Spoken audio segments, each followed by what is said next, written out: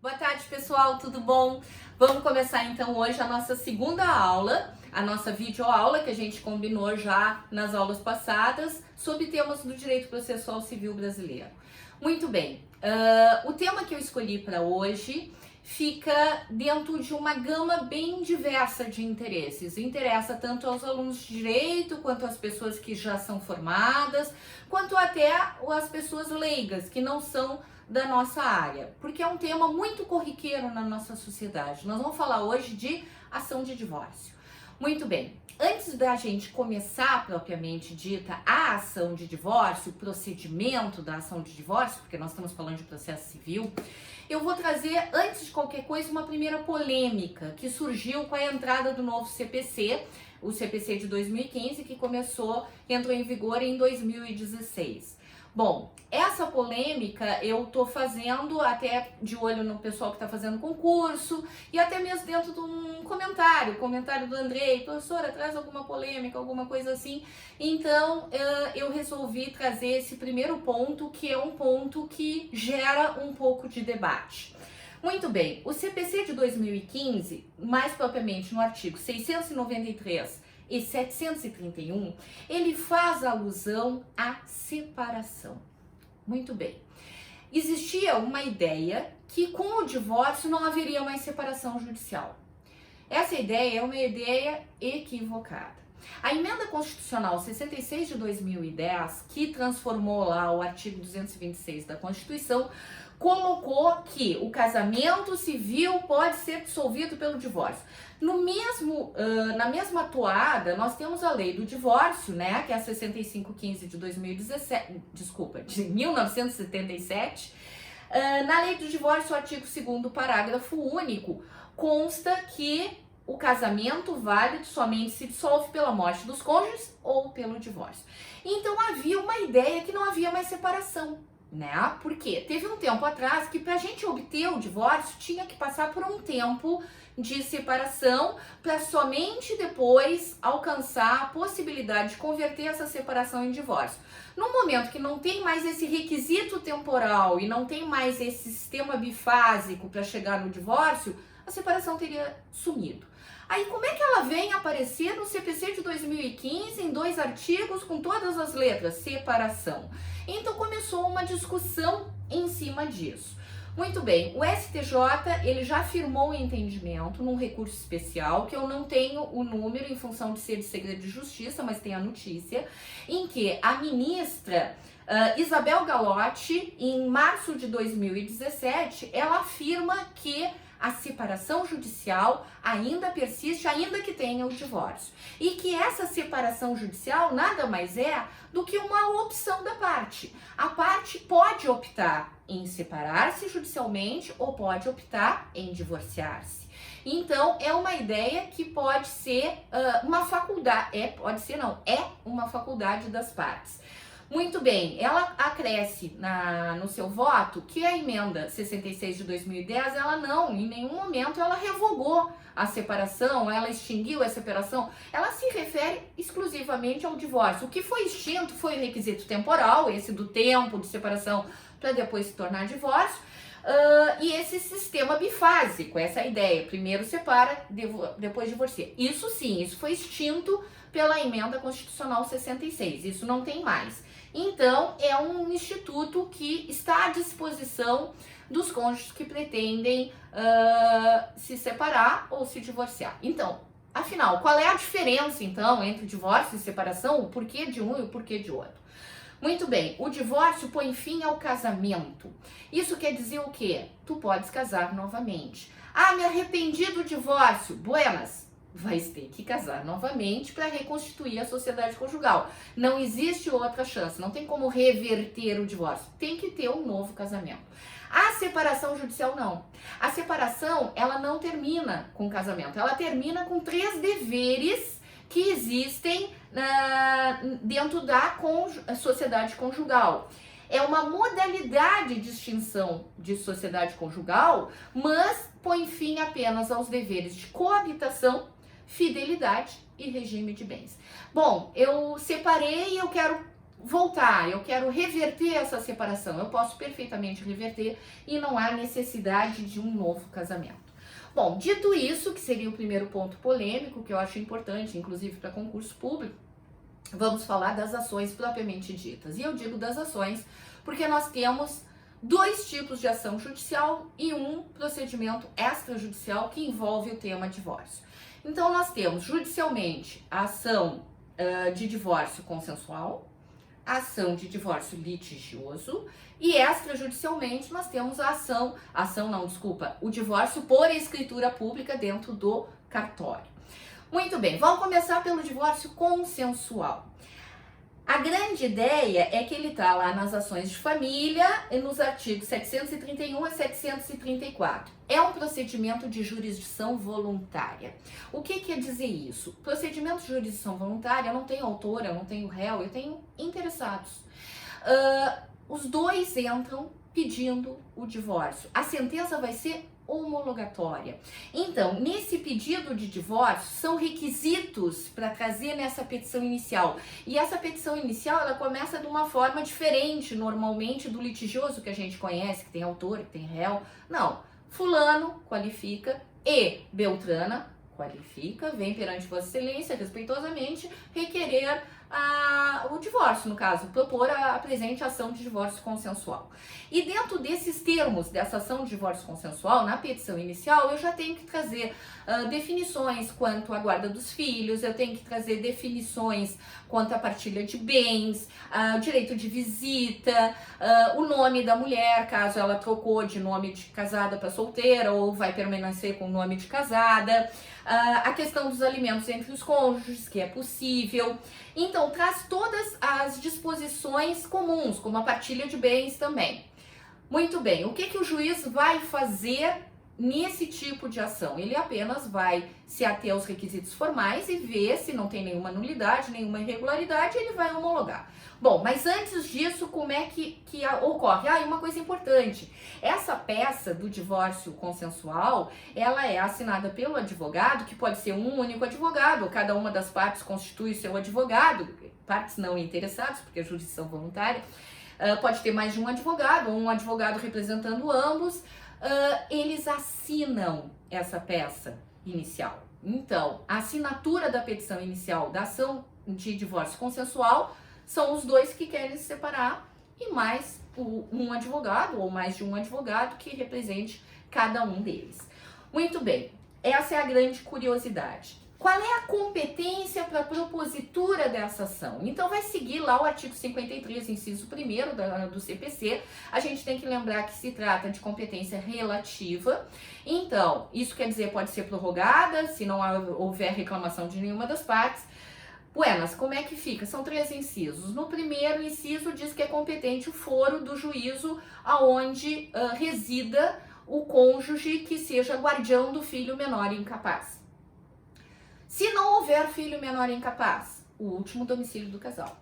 Se o casal não residir mais nesse último domicílio, cada um mora num lado, aí vai ser o domicílio do réu. Ao protocolar a ação, já vai ser marcada automaticamente uma audiência. Nessa audiência vai comparecer o Ministério Público e após a oitiva do Ministério Público, estando tudo de acordo, o juiz vai homologar esse divórcio. Então vai pôr fim a esse casamento dentro daqueles termos que foram estabelecidos nessa petição inicial. É simples, é rápido, não tem grandes maiores problemas. Um detalhe importantíssimo. Pensa assim, o grande problema de discórdia, o resto tá tudo bem. A discórdia ainda tá na partilha de bens. Então, o casal ainda não se acertou quanto aos bens. Como é que vai ser? Isso é impeditivo do divórcio consensual? Não, não é.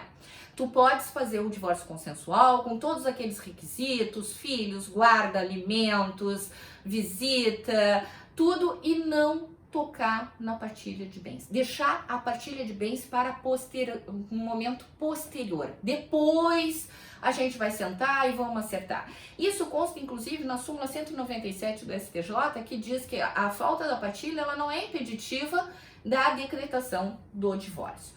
Uma observação também para os concurseiros, também para as pessoas um pouco mais adiante em cima disso. Muito bem. O divórcio extrajudicial, que eu vou falar o fim, mas eu já vou dar uma puxadinha só para fazer essa comparação, porque a gente está falando do divórcio consensual. O divórcio extrajudicial, as pessoas têm que estar de acordo, assim como o consensual, e não podem ter filhos menores, incapazes, nem nascituro. Bom, vamos dizer que um casal que esteja de acordo não tem filhos menores ou incapazes, nem nascituro, ele é obrigado a fazer a ação, o divórcio por escritura pública? Não. Não. E isso foi uma ação que temos uma decisão do TJRS aqui, da lavra do desembargador Luiz Felipe Brasil dos Santos, na 8ª Câmara Cível.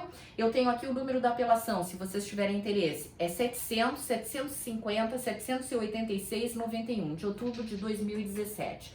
Que numa decisão monocrática, ele reformou uma sentença. Essa sentença julgava o quê? Um casal que não tinha filhos menores nem incapazes, estava de acordo e entrou com divórcio judicial consensual.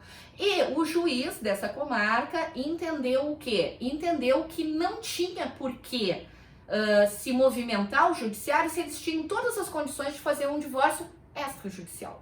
Então, ele simplesmente indeferiu essa petição sem resolução do mérito e extinguiu o processo, certo? O casal apelou e o desembargador reverteu essa decisão, ou seja, no momento em que eu tenho a garantia do acesso à justiça, eu tenho o princípio da inafastabilidade da jurisdição, que a gente falou até na aula anterior, o judiciário não pode me tolher, né? Ele não pode simplesmente não deixar que eu entre em juízo, até mesmo porque o artigo 733 do CPC, que traz essa possibilidade do divórcio extrajudicial, diz que as partes poderão realizar por escritura pública. Então isso, no entendimento do desembargador, é uma faculdade que cabe às partes. Então, se as partes optaram por entrar em juízo, processa-se, segue-se a ação em juízo. Não cabe ao julgador extinguir o processo sem resolução do mérito por falta de interesse de agir, porque ele estaria obstaculizando a jurisdição a quem está pleiteando. Muito bem. Dito isso, encerramos o divórcio consensual, vamos passar para o litigioso. Bom, o divórcio litigioso necessariamente é judicial, ponto. Né? Não existe possibilidade de fazer extrajudicial, necessariamente é judicial. O que é o divórcio litigioso? Quando há briga, quando não há consenso, quando não há acordo entre as partes. Aqui eu vou ter autor, eu vou ter réu, eu vou ser um processo de jurisdição contenciosa, normal.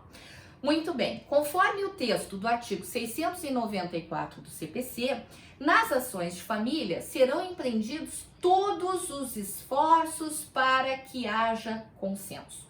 Então, eu vou entrar com divórcio litigioso e durante todo esse trâmite vai ser tentado a transformação dele em consensual. Então, há uma obrigação entre os profissionais do direito, a questão do espírito cooperador previsto no CPC, lá no artigo 6º do CPC. Então, a primeira coisa que vai ocorrer vai ser marcada uma audiência de conciliação. Bom, se tiver uma faísca de consenso nessa audiência, essa audiência ela pode ser interrompida, pode ser suspensa, pode ser marcada outra e mais outra, até que as partes entrem a um consenso final. Esse é o grande espírito conciliador do CPC. Muito bem, uma coisa importantíssima, como essa audiência é o grande ponto para tentar fazer uma conciliação, ainda que a gente ingresse com divórcio litigioso, existe uma faculdade para todos os processos e por isso que a ação de divórcio é um procedimento especial, ela tem determinadas regras que não são do procedimento comum. Então, existe no procedimento comum uma faculdade que o autor, quando entra a ação, pode dizer não quero audiência de conciliação, na própria peça inicial. E caso o réu, 10 dias antes da audiência, chegar e disser também não quero conciliação, não sairá audiência.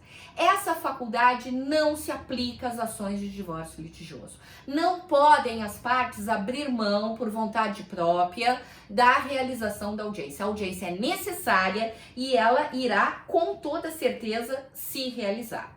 Muito bem. Recebida, então, a petição inicial, o que tem na petição inicial do divórcio litigioso? Mais ou menos a mesma coisa que tem lá no divórcio consensual. Tem que trazer os bens, tem que trazer quando é que houve o casamento, qual é o regime de bens, que é importante para saber no momento da partilha, se houveram filhos, que idade têm os filhos, toda aquela questão que não dá para ter a vida em comum. E vai se discutir questões como alimentos, guarda de filhos, toda essa questão vai ser discutida, direito de visita, tudo isso, então, vai ser postulado, de repente, medidas provisórias, pode-se pedir alimentos, os alimentos provisórios, uma primeira decisão para atender as crianças, ou até mesmo o cônjuge, se for necessário. Posso pedir uma separação de corpos. Então, existe providências relativas à tutela antecipada que pode ter. Muito bem. Ordenada a citação do réu, e essa citação vai ser feita por carta R pessoalmente, o réu tem que receber essa carta R ele mesmo, as partes vão comparecer à audiência acompanhada, então, dos seus advogados, né? Um detalhe importante que vem diferente no código. Bom, no momento em que tu manda a carta de citação, vai ir só um documento dizendo quando, que horas e onde vai se realizar a audiência. A peça inicial, ela não acompanha essa carta de citação como normalmente acompanha nos demais processos. Não, ela não acompanha. Qual é a ideia? A ideia do legislador é que não dê tanto conflito, que as partes vão desarmadas, sem saber o que uma falou da outra. Não sei, mas essa é a ideia do legislador. A qualquer tempo, a parte pode chegar no balcão do cartório e pedir para ver a petição e ver o processo e saber se interar exatamente em todos os termos que constam lá. Muito bem, dito isso, essa citação ela deve ocorrer com uma antecedência mínima de 15 dias antes da data designada na audiência. Realizado o acordo nessa audiência, o procedimento se ordinariza, tranquilo, vai se homologar esse acordo e vai se transformar esse divórcio litigioso em consensual. Não chegando as partes a um acordo, a partir da data dessa audiência, o réu tem 15 dias úteis para oferecer a contestação e o processo segue o seu curso. A questão do Ministério Público, tá? Não possui uma participação obrigatória nas audiências e nas ações de divórcio, a menos que existam filhos, no caso menores e incapazes, e a menos também no momento prévio ao eventual acordo, isso com base no 698 do CPC. Se o Ministério Público não for intimado e houver a necessidade dele ser intimado, porque existem menores incapazes ali, se ele não for intimado, o que ocorre? Nulidade absoluta, né? Então é uma nulidade absoluta, ele deveria ter sido intimado e não. Isso com base no artigo 279, mas tem um detalhe. Qual é o detalhe? O parágrafo 2º desse artigo 279, ele coloca que essa nulidade somente poderá ser decretada depois de ser intimado o Ministério Público acerca dessa nulidade. Bom, ele não foi intimado para audiência, chama o Ministério Público para falar. A rigor, a priori é nulo, tá? Mas o Ministério Público vai ser intimado dessa possível nulidade para que ele se manifeste sobre a existência ou a inexistência de prejuízo. Então, pode ser que o ato seja considerado válido. E mais um detalhe, quando houver desconfiança de alienação parental, tá? Os menores podem ser ouvidos. Mas como? Os menores, eles necessariamente serão ouvidos diante de profissionais especializados. Então, um assistente social, um psicólogo, vai ter que ter um acompanhamento. Mas existe a possibilidade do menor ser ouvido, sim. Isso com base no 447, parágrafo 4º e 699 do CPC. Por fim, já nos encaminhando por final, o divórcio extrajudicial. Bom, o divórcio extrajudicial, já falei um pouquinho antes, ele tem que ter consenso, ponto. Não pode ter nascituro, filho menor ou incapaz. Muito bem. Sendo essa a situação, o casal pode ir, né, no tabelionato e fazer lá, através de escritura pública, o seu divórcio. É necessário e imprescindível a figura de advogado. Tem que ter um advogado que represente ambos, ou cada um com seu advogado, indiferente, tá? Tem que ter a figura do realizado. Vai ser realizado no cartório mediante escritura pública, né? E ali, nessa escritura pública, vão todos esses itens. A partilha dos bens, como é que vai ser feita, se existe a possibilidade de alimentos entre os cônjuges, como é que fica a questão do nome da mulher, se ela adotou o nome de casada, quer voltar para o nome de solteira ou vai permanecer com o nome de casada. Esse divórcio extrajudicial, ele se dá com base numa lei, a Lei 11.441 de 2007, e a Resolução 35 do CNJ disciplina a atuação dessa lei. Bom, os documentos necessários para tu chegares lá no cartório. Primeiro, tu vai constituir um advogado, né? É necessário um advogado para isso. Então, os documentos necessários: certidão de casamento, vai trazer identidade, CPF, os registros de imóveis, CRVA, extrato bancário, tudo que tiver dos bens para ser partilhado, a questão da descrição dessa partilha, como é que vai ser feita, a definição se existe ou não possibilidade de alimentos, enfim, tudo isso vai ter que ser apresentado. Uma coisa importante: no caso da partilha, deverá ser antes pago antes da assinatura, devem ser pagos os impostos. Bom, como assim? Que impostos que vão ser pagos? Primeiro, duas situações. Se houver uma transmissão onerosa de um imóvel ao outro cônjuge, fora da ameação, né, na parte excedente à ameação, entende assim: o imóvel pertence a ambos, cada um tem metade. Vamos dizer que ele deixa o imóvel inteiro para um dos cônjuges. Então, e ele deixe vendendo, o cônjuge dá dinheiro para ele, acerta os bens para ser uma transmissão onerosa desse imóvel. Bom, aí vai ter que ser pago, no caso, o ITBI, que é o Imposto Municipal. Se for essa transmissão dessa outra parte do imóvel através de uma doação, ele não é a título gratuito, não tem ônus nenhum, então ele vai pagar o ITCD, que é um imposto estadual. Isso tem que ser pago antes da assinatura da escritura, porque isso vai constar na escritura. Bom, essa escritura de divórcio, ela vai ser averbada no registro de pessoas civis, para que o estado civil da pessoa passe de casado para divorciado, e vai ser apresentada em todos os demais registros para transferência do nome do imóvel, da propriedade do imóvel, da propriedade dos automóveis, no caso do CRVA, para a transformação das contas bancárias, etc. Muito bem. Uma coisa importante que é também coisa de concurso, tá? O cônjuge, nesse divórcio consensual, no caso, extrajudicial, ele pode se fazer representar por um procurador, desde que esse procurador tenha poderes específicos para o ato, ou seja, divórcio extrajudicial. É vedado ao advogado acumular a função de assistente jurídico, que é aquele advogado que vai estar junto ali com os cônjuges, com a figura do procurador. Não pode ser o mesmo, tem que ter, então, aí, no caso, duas pessoas. Então, e mais uma coisa interessante: não é óbice para o herdeiro advogado que ele figure como assistente jurídico simultaneamente. Então, pode ser um dos herdeiros é advogado, não precisa contratar outro advogado, ele pode figurar como advogado nesse divórcio, né? As regras que tratam da competência do CPC, elas não se aplicam ao divórcio extrajudicial. Então, eu posso fazer o divórcio extrajudicial em qualquer lugar, não tem problema, sendo de consenso entre os cônjuges, eu posso fazer em qualquer cidade.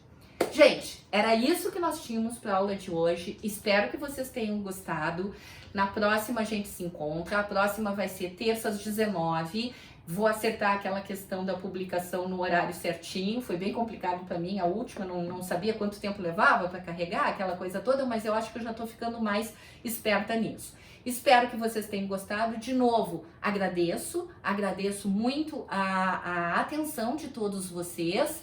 Agradeço a participação aqui no canal. Qualquer coisa, deixem nos comentários. Querem sugestão, querem aprofundar um tema, fica à vontade. Coloca aqui nos comentários e eu vou tentar responder com o maior carinho. Gente, um grande beijo no coração de vocês. Tudo de bom.